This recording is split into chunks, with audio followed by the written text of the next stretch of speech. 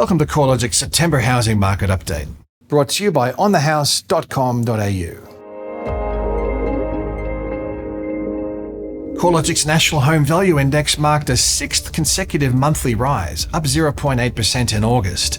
The monthly gain was a slight acceleration from the 0.7% increase in July, interrupting a two-month trend of slowing capital gains.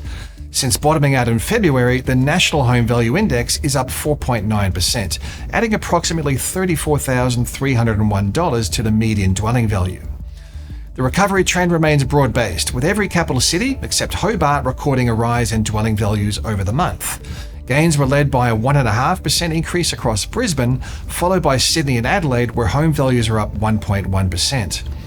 The recovery trend to date has been led by Sydney, with a gain of 8.8% since the market found a floor in January.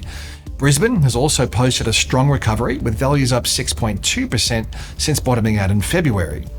At the other end of the scale, some other capital cities are better described as flat, with Hobart home values unchanged since stabilising in April, while values across the ACT have risen only mildly, up 1% since a trough in April.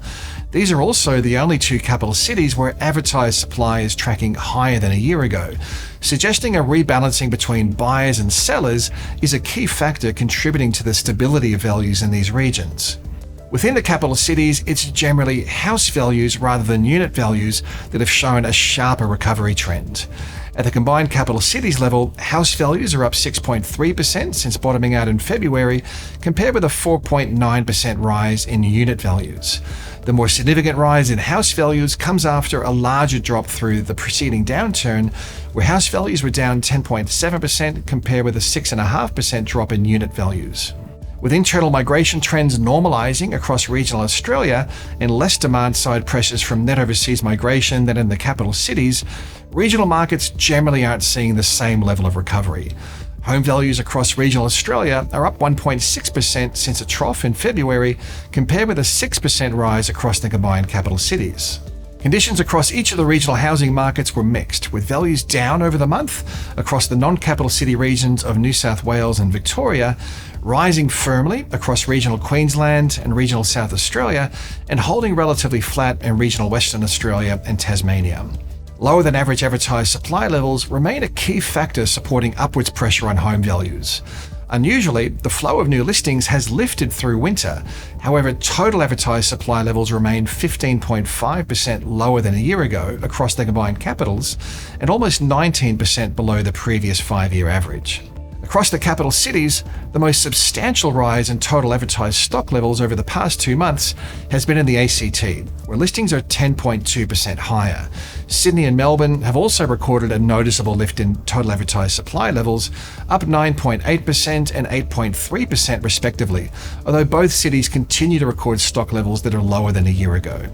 Advertised supply levels remain remarkably low in Perth, Adelaide and Brisbane, where total listing counts are more than 40% below the previous 5-year average and continues to trend lower.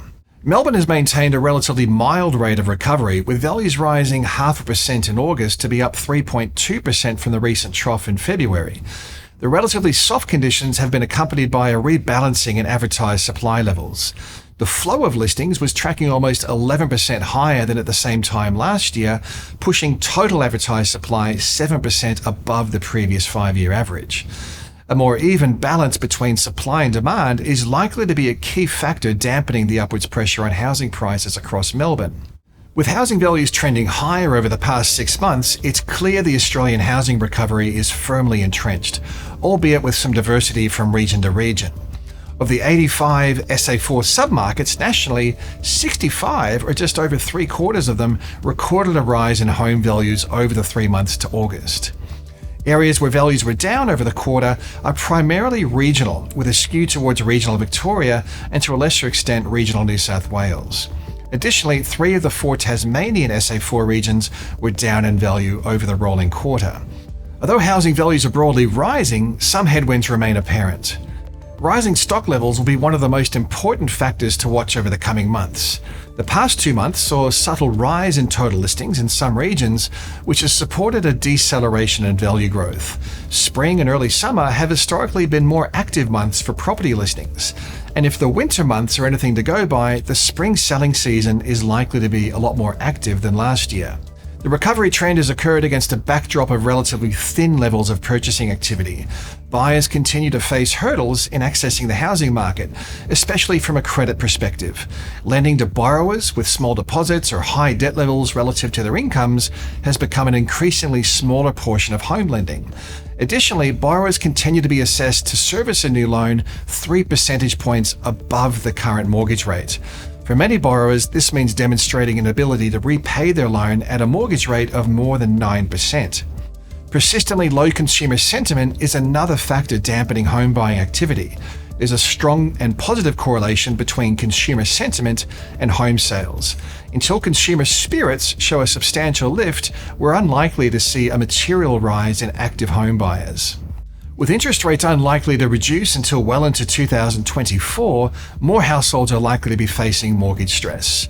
The most recent data has continued to show mortgage arrears remain only slightly above record lows. However, the portion of borrowers falling behind in their mortgage repayments is likely to rise through the second half of the year and into 2024. The risk increases as more borrowers navigate the transition from low fixed home loan rates to substantially higher refinanced rates. On the flip side, there's a range of tailwinds that should help to offset these downside factors. With inflation reducing faster than forecast, cost of living pressures are becoming less significant and the risk of higher interest rates has subsided. The combination of lower inflation and a growing expectation that interest rates have peaked should gradually boost consumer sentiment, helping to support high commitment decision-making such as buying or selling a home.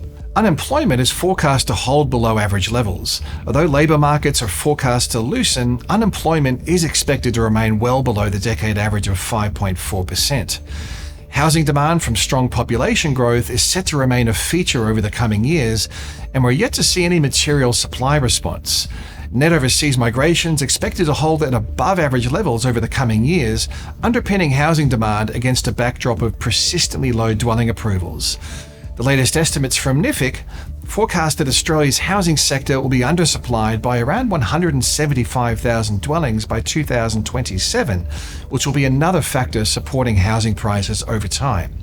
Clearly, there's a lot to stay on top of. You can keep up to date with all the property sector updates at the research pages of the CoreLogic website, corelogic.com.au.